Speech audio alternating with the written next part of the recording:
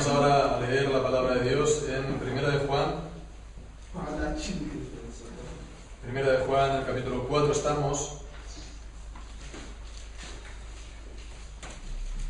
Y vamos a leer en el versículo 17 al 19.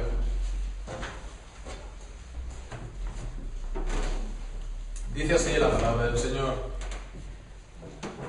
En esto se ha perfeccionado el amor en nosotros, para que tengamos confianza en el día del juicio, pues como Él es, así somos nosotros en este mundo. En el amor no hay temor, sino que el perfecto amor echa fuera el temor, porque el temor lleva en sí castigo, de donde el que teme no ha sido perfeccionado en el amor.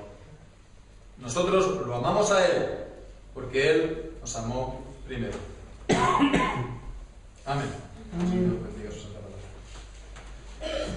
El hombre, por naturaleza, huye del peligro y busca la seguridad en esta vida, ¿no? Es algo de lo más normal, es algo que está ligado a nuestra manera de ser. Sí, que siempre es cierto que también hay gente que le gusta pues el peligro, le gusta las aventuras, ¿no?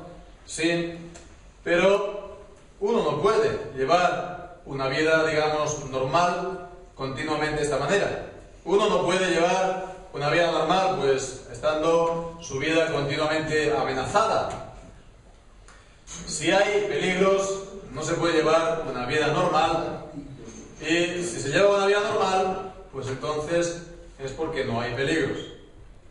Y por lo tanto, entonces, uno goza, disfruta de seguridad y de estabilidad. Y esto que hemos hablado acerca de la vida normal, se puede decir, en este mundo, es también aplicable a la vida espiritual. También lo más normal es tender a esa seguridad y a esa estabilidad y rehuir los peligros. Sí, es cierto que el apóstol Pablo, en algún lugar, en segunda de Corintios, está hablando de los muchos peligros que él tuvo que hacer frente en su vida y en su ministerio.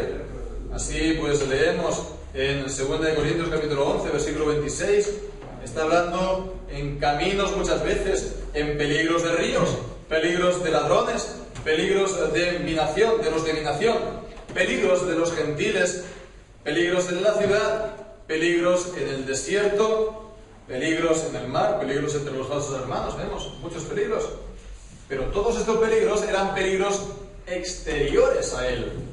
Eran peligros exteriores, no era algo interior, no era algo interno suyo, no era algo de su propia alma, no era algo que tenía que ver con su propia vida de fe. Porque la vida de fe, vemos, pues tiene que desembocar en esta seguridad en cuanto a la fe. Seguridad en esta misma vida y, por supuesto, pues es lo que vamos a tener en la eternidad para siempre, ¿no? Cuando estemos en la presencia del Señor, nunca vamos a estar en nuestra posición amenazada, ¿no? Sino que vamos a estar teniendo paz y dicha eterna para siempre. Pues todo esto, vemos, tiene que ver también con nuestro pasaje. Nuestro pasaje en primera de Juan, si nos acordamos la semana pasada, en el versículo 12, nos acordamos, decíamos que de esa frase: si nos amamos unos a otros, Dios permanece en nosotros y su amor se ha perfeccionado en nosotros. Esas dos consecuencias del amor fraternal, si nos amamos unos a otros, pues dos consecuencias: que permanecemos en Dios, tenemos comunión con Dios, como veíamos la semana pasada, y la segunda, pues, consecuencia es esta que acabamos de leer, que es que se ha perfeccionado el amor de Dios en nosotros. Bien, pues en esta mañana vamos a estar tratando precisamente esto último. Seguimos hablando entonces de este tema tan importante del amor. Y acerca del amor, en estos versículos del 17 al 19, nos encontramos sobre todo con dos grandes ideas del apóstol Juan. Primero, el crecimiento en el amor, y el segundo, la seguridad del amor en la vida del creyente. La primera idea, pues, el crecimiento del amor. El crecimiento del amor hemos de tener presente, bueno, la palabra amor aparece mucho en este pasaje, en este capítulo, en estos versículos.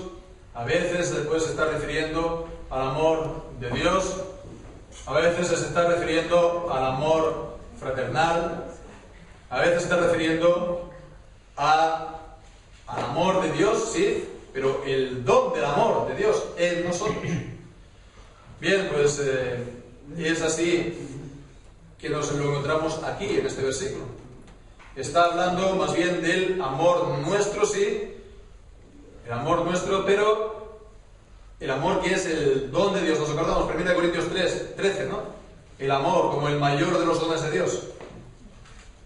Bien, pues se está hablando entonces de este amor, el amor que, bien, pues es el que produce las buenas obras, el amor que produce el vivir como cristianos,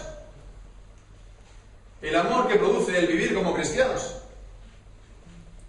Entonces vemos, ¿no? Sabemos todos que este principio tan importante de la palabra de Dios, que somos salvos por la fe, somos justificados por la fe. Y esto, como hemos leído en Gálatas capítulo 2, es la fe sin obras. Es decir, que para ser justificados delante de Dios no cuentan nuestras obras. Y entonces, al ser justificados, podemos decir que somos salvos por la fe. Somos salvos por la fe, porque hemos sido justificados y sabemos que aquel que ha sido justificado, pues no se pierde, alcanza la salvación. Bien, pues entonces vemos, somos justificados solo por la fe sin las obras. Pero, por otra parte, la fe obra por el amor. En Gálatas mismo, también, la misma carta que nos habla de la justicia por la fe sin obras, nos habla también del amor. ¿Sí? Y leemos en el capítulo 5, en el versículo 6 de Gálatas: porque en Cristo Jesús ni la circuncisión vale algo, ni la incircuncisión, sino la fe y obra por el amor. Entonces vemos, es el amor que produce las obras. Es el amor que nos lleva a hacer verdaderamente buenas obras, que son obras de obediencia a Dios en su palabra. Pero bueno, quien no está, ¿cuál es la actitud? ¿Cuál es lo que lo mueve a hacer? El amor a Dios. Y también el amor al prójimo. Entonces vemos que sí, somos justificados por la fe, pero esta fe lleva obras, produce obras. ¿Por qué? Porque esta fe lleva consigo el amor, ¿verdad? La fe, el amor, la esperanza. La fe lleva consigo el amor, y el amor es lo que produce las obras, genera las obras. Y es por eso por lo que Santiago dice que se ve nuestra fe por las obras. Dice, pues muéstrame tu fe sin obras y yo te mostraré mi fe por mis obras. ¿Por qué? Pues porque esta fe lleva el amor y el amor produce las obras. Entonces, de esta manera se ve si tenemos verdaderamente la fe. Bien, pues en estos versículos vemos que se nos está hablando de que hay un crecimiento en el amor. Hay un crecimiento en el amor. Dice aquí que en esto se ha perfeccionado el amor en nosotros. Esta palabra, esta expresión, perfeccionado, no está queriendo decir de que nuestro amor entonces aquí sea perfecto, en el sentido de que no le falte nada. O perfecto en el sentido de que, bueno, que seamos todo amor, o que no tenga ningún defecto. No es esta la idea, pero sino que perfeccionar significa que ha llegado a su fin, ha llegado a su madurez, ha llegado a su cumplimiento. Es decir, podemos ver así que uno no recibe todo este amor de golpe, de repente. Uno no recibe todo este amor, pues, de una manera, pues, repentina y, pues, así, ¿verdad? Así. De hecho, lo entienden muchos. Muchos piensan así en el error, en el amor. Este es el error de muchos. Piensan que el creyente ha de pasar por una experiencia espiritual, repentina, completamente brusca, y recibe entonces el Espíritu Santo, el bautismo del Espíritu Santo, donde reciben el amor de Dios, pues de una manera llena, hablan en lenguas, profetizan, etc. Entonces, bueno, nunca más van a pecar, o por lo menos en teoría podría ser así, ¿verdad? Porque han llegado a la perfección, a una perfección, pues como cristianos. De repente. Entonces, esto no es así, sino que hay un crecimiento continuo en la vida del creyente. Hay un crecimiento en la fe, hay un crecimiento en el conocimiento, hay un crecimiento en el amor, hay un crecimiento en la santificación, en las buenas obras, hay un crecimiento. Y bien, pues al principio, cuando Dios nos regenera, cuando Dios nos da nueva vida, pues cuando el Señor nos da fe para que podamos mirar con fe por primera vez a Cristo, bueno, pues entonces a ver, ¿cuánto amor tenemos nosotros por Él? ¿Cuánto amor tenemos nosotros por Dios cuando miramos por primera vez a Dios buscando misericordia? ¿Qué hemos hecho? ¿Cuántas obras podemos decir, mira, cuántas obras he hecho yo por amor a ti? Pues nada. No podemos decir nada en ese momento en el que nacemos espiritualmente. Después, poco a poco, vamos creciendo. Poco a poco, pues nos vamos fortaleciendo, nos vamos robusteciendo como cristianos. Y poco a poco, pues, vamos viviendo como cristianos. Entonces esto es como un niño. Un niño cuando nace, pues nada, pues es bien pequeñito, ¿verdad? 50 centímetros, 3 kilos, más o menos. Es lo que es. No le pidas que un niño recién nacido pues esté aquí pues solucionando problemas de matemáticas, o que hable aquí pues no sé, haga aquí redacciones, ¿verdad? O que hable en público. Necesita tiempo para crecer, ¿verdad? Y si se alimenta bien, si el niño tampoco pasa enfermedades, entonces él va a crecer todo lo que él pueda crecer, ¿no? Todo lo que digamos que su cuerpo puede llegar a crecer. Pues es así también el creyente. El creyente también ha de crecer. Una vez ha sido regenerado, ha de crecer. ¿Hasta dónde? ¿Cuál es, digamos, su estatura adulta? Pues lo leemos en Efesios capítulo 4, en el versículo 13. Dice, hasta que todos lleguemos a la unidad de la fe y del conocimiento del Hijo de Dios, a un varón perfecto, a la medida de la estatura de la plenitud de Cristo. Vemos, crecer aún a la altura de un varón perfecto, a la altura de dice, la medida de la estatura de la plenitud de Cristo. Es decir, llegar a ser como Él. Llegar a ser como Él. Bien, pues esto es también lo que dice aquí Juan. Porque dice en el versículo 17, en esto se ha perfeccionado el amor. La segunda mitad del versículo dice, pues como Él es, así somos nosotros en este mundo. Pues como Él es, o porque como Él es, así somos nosotros en este mundo. Aunque hay que tener presente, hay que hablar ahora también un poco acerca de la traducción de esta frase, porque aquí se traduce como pues, como Él es, o porque, como Él es, pero bueno, desde Reina Valera al inicio hasta 1822, pues la traducción era otra, era que como Él es, o en que como Él es, así también nosotros somos.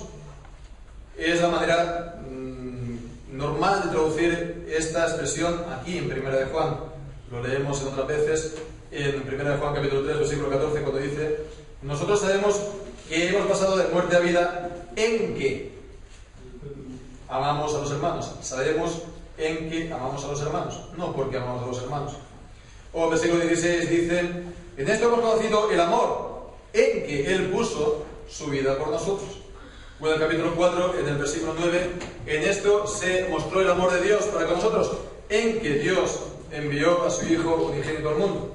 O el versículo 10 también: en esto consiste el amor, no en que nosotros hayamos amado a Dios, sino en que Él nos ha amado a nosotros. Entonces, así también se traducía pues esta frase en el versículo 17, ¿verdad? Y vemos lo que, si lo leemos, cambia un poquito el sentido. Dice: en esto se ha perfeccionado el amor en nosotros, en que como Él es, así nosotros somos en este mundo. En que como Él es, así nosotros somos en este mundo.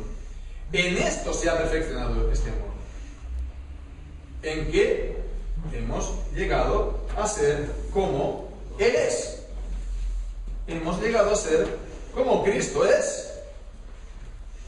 Fijémonos, está hablando aquí de, una vez más, de crecer hasta ser como Cristo y llegar a ser como Él es en este mundo.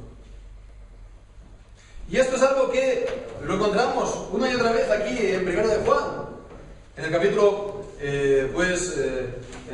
2, versículo 6. El que dice que permanece en Él debe andar como Él anduvo. Debe andar como Él anduvo. Debe ser, debe de mostrarse como Cristo es. Entonces, aquí en el versículo 17 de nuevo: como Él es, así nosotros somos también en este mundo. Jesucristo es, por ejemplo, la luz del mundo. Yo soy la luz del mundo, y el que me sigue, dice, no andará en tinieblas, sino que tendrá la luz de la vida. ¿Qué es eso, Jesucristo? Pues Jesucristo dice a los creyentes: vosotros sois la luz del mundo, en Mateo capítulo 5. Vosotros sois la luz del mundo. Una ciudad, pues, una ciudad no se pone, pues, se esconde, sino que, pues, se pone de manera que todo el mundo lo vea. Lo leemos en capítulo 5 de Mateo, esta palabra de Jesús: vosotros sois la luz del mundo. Una ciudad asentada sobre un monte no se puede esconder, ni se enciende una luz y se pone debajo de un almud, sino sobre el candelero, y alumbra a todos los de que están en casa. Así alumbre vuestra luz delante de los hombres, para que vean vuestras buenas obras y glorifiquen a vuestro Padre que está en los cielos. No se puede esconder una ciudad encima de la montaña, todo el mundo la ve. No tiene ningún sentido encender una lámpara, ¿verdad?, en una habitación a oscuras y ponerla, pues, debajo de la cama. La luz ha de alumbrar. El apóstol Pablo en Filipenses también dice esto, que somos también la luz. Dice en Filipenses capítulo 2, en versículo 5. Filipenses capítulo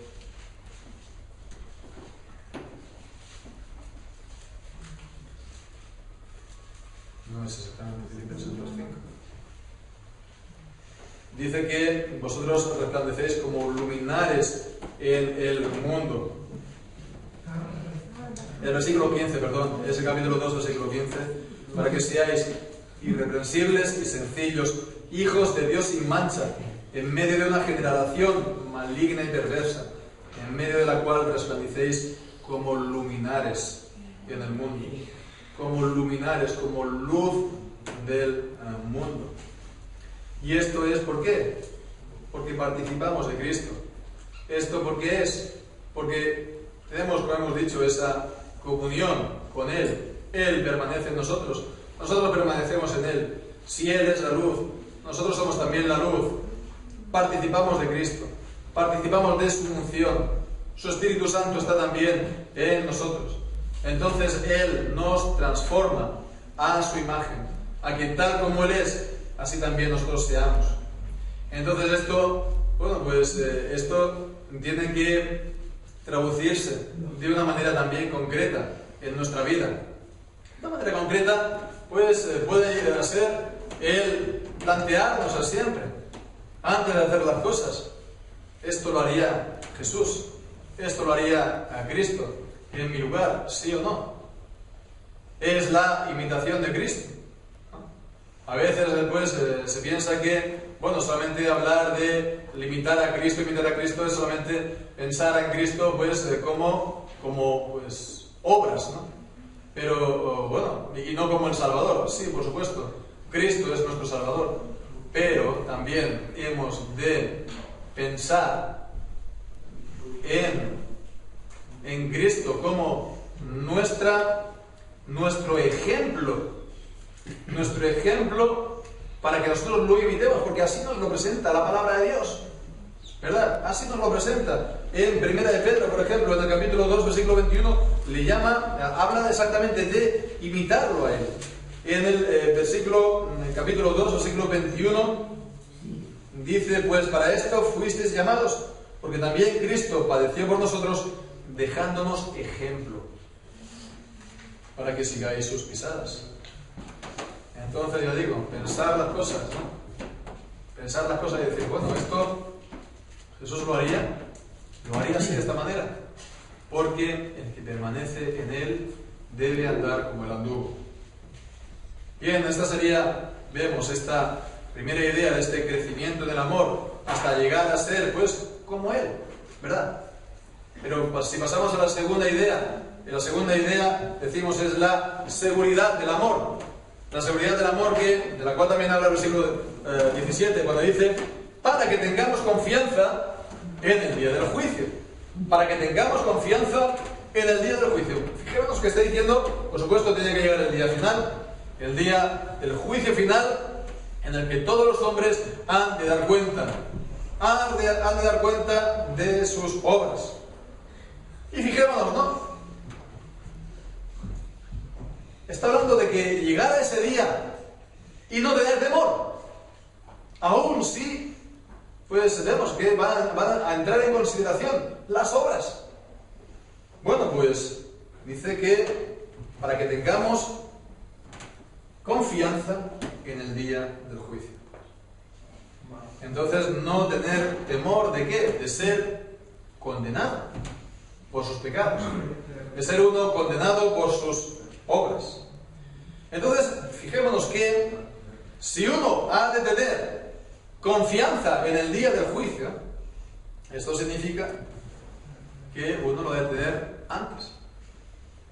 Uno no va a llegar al día del juicio y ¡ay, qué sorpresa! ¡Ay, qué sorpresa! Me he salvado. ¡Ay, qué sorpresa! Me he absuelto. ¿No? Para llegar al día del juicio con confianza, uno tiene que partir de este mundo con confianza. Y uno, por lo tanto, tiene que tener ya esta confianza durante la vida. ¿Verdad? Durante la vida. Y bien, esta confianza es posible. La Iglesia romana dice que no. Y lanza anatemas desde Trento a todo aquel que dice que se puede tener esta confianza o que incluso la tiene. Sin embargo, la palabra de Dios nos dice, las promesas del Evangelio nos dicen que aquel que cree en Jesucristo tiene la vida eterna y que no vendrá más a condenación, sino que ha pasado de muerte a vida. Y que aquel que va a Jesucristo, Él no lo echa fuera. Y que aquel que ha sido justificado ha sido santificado. Y que aquel que ha sido santificado ha sido también glorificado. Y que no hay nada que nos pueda apartar del amor de Dios en Jesucristo. Y nos lo dicen los creyentes. Con lo cual, está claro que en base a estas promesas del Evangelio de Dios que no miente, un creyente se puede, pues, aferrar y confiando en ellas, puede tener esa confianza y esa seguridad de la salvación. La palabra de Dios habla en la Biblia, en el Nuevo Testamento, de una plena certeza de la fe. De una plena certeza de la fe. En Hebreos capítulo 10, versículo 22, habla de acerquémonos con corazón sincero en plena certidumbre de fe. Purificados los corazones de mala conciencia y lavados los cuerpos con agua pura. Vemos, en plena certidumbre de fe, en plena confianza, en plena seguridad, con plena conciencia en cuanto a nuestra fe. Entonces vemos que ciertamente la palabra de Dios nos dice que podemos tener esta confianza y esta seguridad de la fe. Y entonces, si eso es así, pues uno llega rápidamente a la conclusión de que esto es lo más importante en esta vida, ¿verdad? ¿Qué puede uno conseguir en la vida que sea mayor o mejor que esto? ¿Qué puede ser más importante que el llegar a ser salvo en esta vida y saberlo? ¿Qué puede uno conseguir a cambio? ¿Verdad? En veces dinero, o la fama, o la gloria, ¿no? Llegar a ser aquí pues una persona bien conocida de todo el mundo.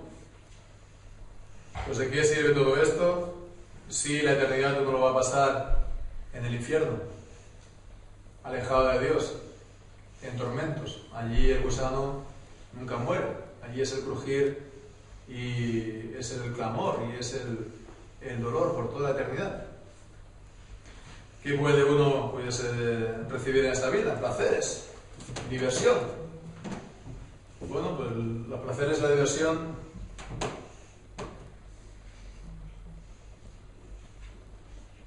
en sí mismos no son una vanidad, como nos enseña Eclesiastés, vanidad de vanidades, ¿no? Porque de eso uno no saca nada permanente, ni siquiera para esta vida, ni mucho menos en la vida eterna. Esto es, en el mejor de los casos, vanidad, cuando no son directamente pecado. Y así agravan todavía más la condenación. Entonces vemos que no hay nada mayor, nada más importante que el recibir la salvación en esta vida y que uno esté seguro de ello. Por lo tanto, lo que todo hombre tendría que ocuparse por encima de todo hombre, toda mujer, toda persona. Entonces vemos aquí es una seguridad plena y una seguridad sin temor, sin dudas.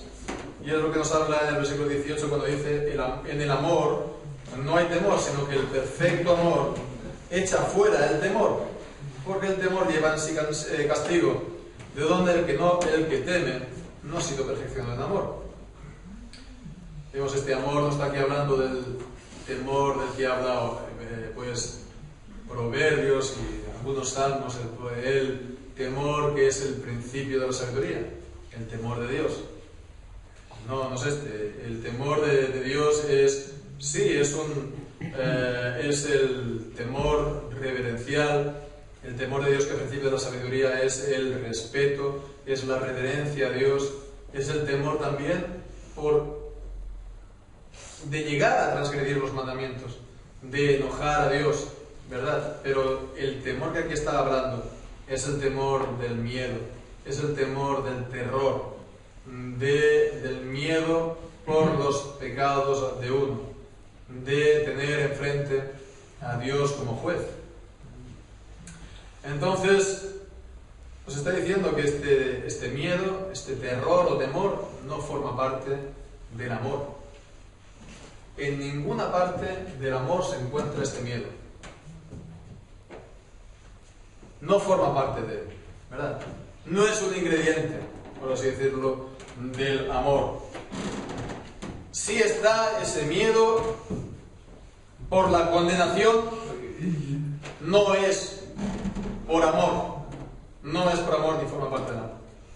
Esto, no, como vamos a ver, no significa que aquel que tiene amor, ¿verdad?, pues no ha de tener nunca nada de temor. No es esto. Pero fijémonos que lo que sí que es que aquel que sí tiene amor, pero que tiene miedo o temor, es que el amor no ha sido todavía perfeccionado. Todavía no ha sido perfeccionado. Todavía no ha crecido tanto como para echar fuera toda sombra. Porque hay días un poco de todo, ¿verdad? Hay días que pues está soleado, no hay ninguna nube en el cielo, ¿verdad? Hay días como el día de hoy que está completamente nublado y además hay niebla y no se ve nada. Y hay días, ¿no?, que está el sol y están también las nubes, ¿no? Y pues hay intervalos, ¿no? Entonces es también así en cuanto a la vida de la fe. Entonces vemos que en todo caso allí donde hay amor, el amor en sí mismo no tiene miedo, no tiene ese temor. Si nos acordamos entonces de todo lo que estamos aquí diciendo, de que hay ese crecimiento, ¿verdad?, del amor, y después también del amor y el temor y el miedo, podemos ver entonces, si lo ponemos todo esto junto, podemos ver que hay una progresión en la vida de las personas. Hay una progresión. Todas las personas, se puede decir, que se encuentran en un lugar o en otro de lo que vamos a decir, de esta serie, de esta, se puede decir, progresión. En primer lugar, por ejemplo, están aquellos que no tienen temor y que tampoco tienen amor. Sin amor y sin temor. Sin temor y sin amor. Son personas, pues, que son incrédulas. Son personas que, la que dice en 2 Tesalonicenses capítulo 2, no han recibido el amor de la verdad para ser salvos. Y no creen al Señor, no creen en la palabra de Dios. Pero no solo eso, tampoco tienen temor, tampoco tienen miedo. Y bueno, creo que es un error. Y la experiencia lo confirma, ¿no? ¿Verdad? Cada día. Pensar que aquellos que creen tienen miedo al infierno. No, la verdad que es que no. Incluso miedo a morir, la mayoría, no. Viene a la muerte y se va, ya está, y adiós. No tienen ni amor, pero tampoco tienen temor. Le hablas tú de la eternidad, le hablas tú de Dios, le hablas tú, pues, de la condenación, le hablas tú del infierno. Y algunos se te van a reír, otros se te van a coger de hombros y se van a ir. Y este es el estado de muchos, o de la gran mayoría de las personas. Este sería, pues, el primer estadio, ¿verdad? La primera fase, el primer grado. Después, en segundo lugar, si pasamos adelante, están los que tienen temor, pero no tienen amor. Tienen temor, pero no tienen amor. Están con temor y sin amor. Estos son los que, bueno, Dios está obrando en ellos de alguna manera. Ya sea, pues, por alguna pérdida repentina ya sea por una tragedia, ya sea por una enfermedad, ya sea por una depresión, ya sea por, que están con problemas de conciencia. Ellos están siendo tratados por el Señor. Ellos tienen el aguijón de la palabra. Sienten el aguijón, el punzón de la ley y de los mandamientos. La ley de Dios los está hablando, les está hablando y les está diciendo cuáles son sus pecados. Y la conciencia les está persiguiendo allí donde van. Y no pueden tener paz. Saben que han hecho mal y que no pueden ellos remediarlo y que no pueden ellos reparar lo que han hecho. Ya quisieran, pero no pueden. Ni apaciguar tampoco a Dios. Saben que Dios está ahí y que Dios es su juez. Sin embargo, ellos no tienen amor. No tienen amor, ¿por qué? Pues porque no son creyentes. No son creyentes todavía. No se puede decir que son creyentes todavía. Sí, creen que Dios está ahí, pero ellos no son creyentes porque no han mirado todavía a Jesucristo con fe. Ellos no han recibido a Jesucristo como a su Señor y Salvador. Ellos no lo han recibido a su muerte en la cruz como el sacrificio perfecto de sus pecados, como el rescate de su condenación. Y tampoco ven a Jesucristo que Él ha resucitado por ellos, ni que está en el cielo como sumo sacerdote intercediendo por ellos, ni que vendrá en el último día a por ellos, a rescatarlos.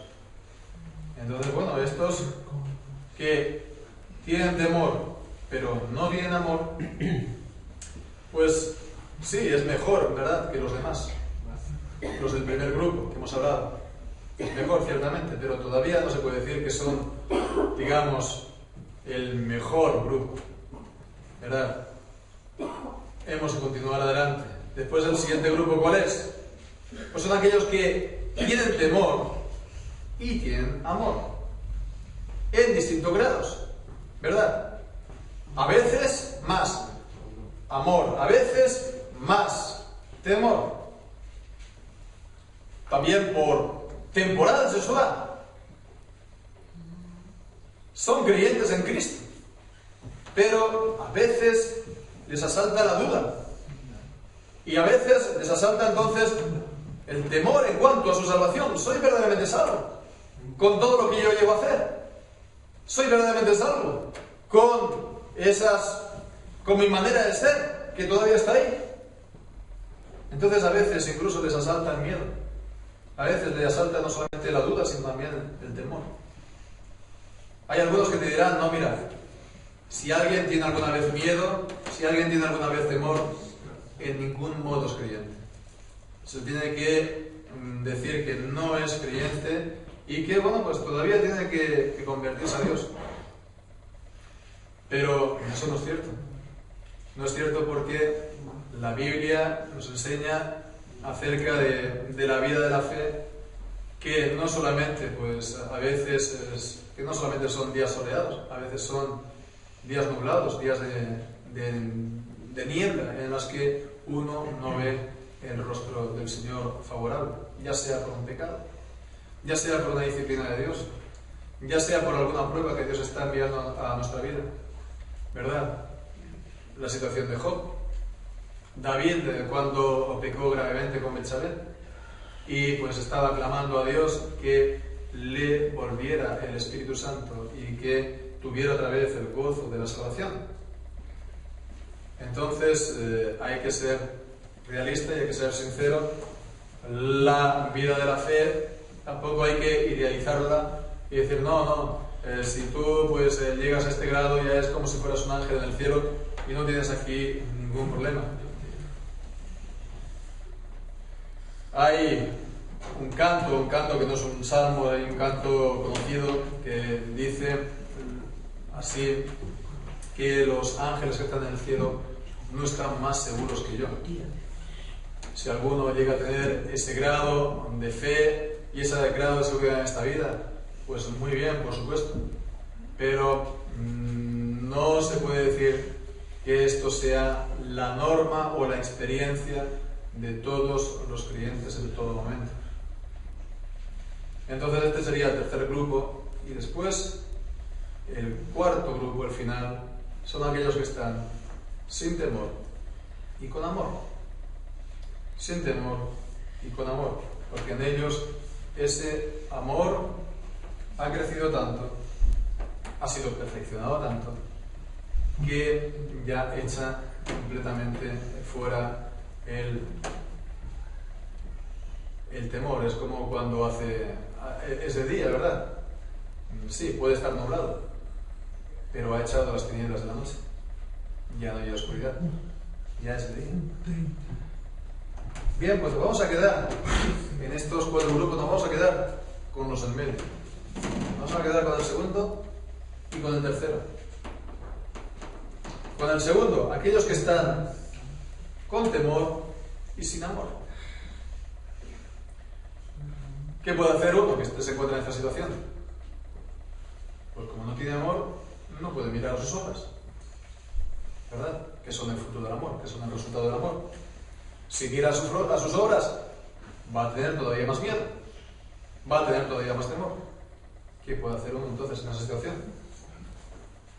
Pues simplemente ejercer la fe, poner su fe y su confianza en Jesucristo, recibirlo a Él como Señor y Salvador, comprender bien el valor de su muerte, comprender bien la obra de salvación de Jesucristo y creerla no solamente intelectualmente, sino también de todo corazón.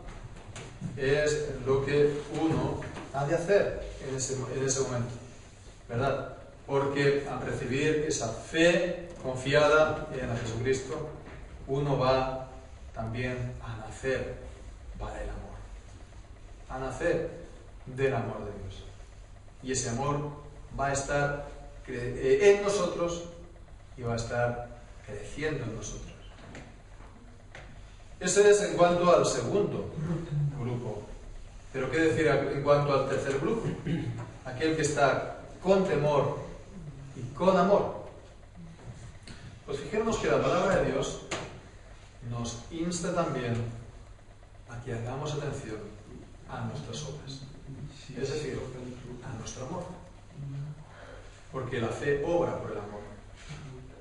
Por eso la palabra de Dios, por ejemplo, en 2 Timoteo capítulo 2 versículo 1, que dice: tú pues, hijo mío, esfuérzate en la gracia que es Cristo Jesús. Vemos, esfuérzate en la gracia. Esfuérzate en la gracia, ¿verdad? También habla de añadir a nuestra fe, con la que hemos creído, todo tipo de gracias y todo tipo también de buenas obras.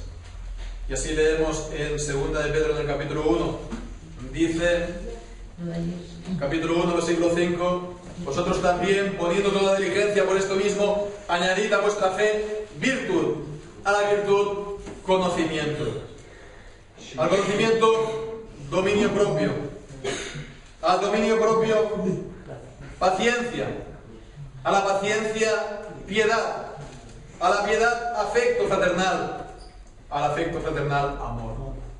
Y dice, porque si estas cosas están en vosotros y abundan, no os dejarán estar ociosos, no vas a estar aquí en plan gandul en cuanto a la salvación, no estarán ociosos ni sin fruto en cuanto al conocimiento de nuestro Señor Jesucristo, sino que ese conocimiento será verdadero y tendrá buen fruto en nosotros. De esta manera, pues, también uno puede hacer firme esa salvación. En nosotros, el versículo 10 dice: por lo cual, hermanos, tanto más procurad hacer firme vuestra vocación y elección, porque haciendo estas cosas no caeréis jamás. Y aquí no está diciendo que hemos de hacer obras para que Dios nos elija, no está diciendo esto. Lo que está diciendo es que tengamos esas obras para que estemos seguros de que hemos sido elegidos, que es distinto. Que estemos seguros y confirmados y asegurados de nuestra salvación, por lo tanto de nuestra elección. Entonces hemos de también mirar a las obras y hemos de también, por lo tanto, mirar al amor por Dios, porque esa es la fuente de la que brotan las obras, ¿verdad? El amor por Dios. No, algunos dicen que los creyentes no tenemos que mirar para nada en absoluto a otras obras. Solamente hemos de mirar a Cristo. De la misma manera que hemos dicho que hay algunos que piensan que hablar de la imitación a Cristo es algo un poco peligrosa, hay otros que dirán, no, solamente hay que mirar a Cristo y no hay que mirar a las obras. Por supuesto, hemos de mirar siempre a Cristo. Pero es que la palabra de Dios nos está diciendo que miremos a las obras. Lo está diciendo la palabra de Dios. Hemos de mirar a las obras. Y hemos de mirar, entonces, a la fuente de la que brotan las obras, que es el amor. El amor de Dios. La fe y el amor, las dos decimos van juntas.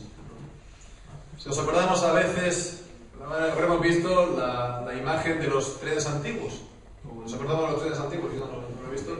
Pero se veía en las películas, ¿no?, de época que el